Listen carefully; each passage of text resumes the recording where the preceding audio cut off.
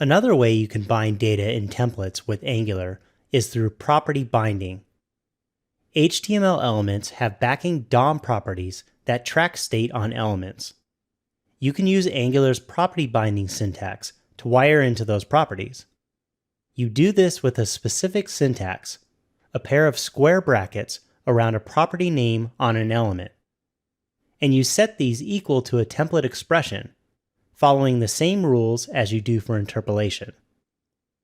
So in the media-item.component.html file, let's add a text content property to the h tag, which is a native DOM property for tracking text content in an element.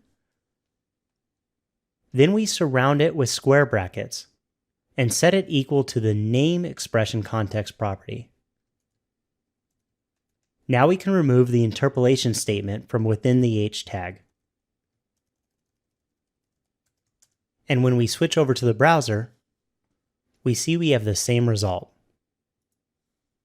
Using the property binding syntax of the square brackets tells Angular that you want it to evaluate an expression for that property.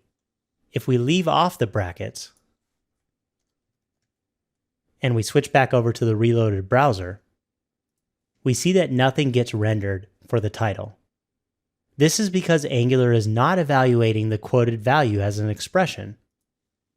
But if we put the interpolation curly braces around the property name and switch back over to the browser, we can see that Angular will then process it.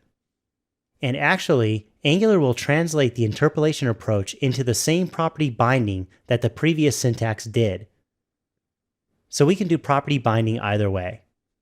Let's go back to the media-item.component.html file and do a little cleanup. And remove the text content from the h tag as we won't be needing it going forward. And we'll do the same for the wasWatched content.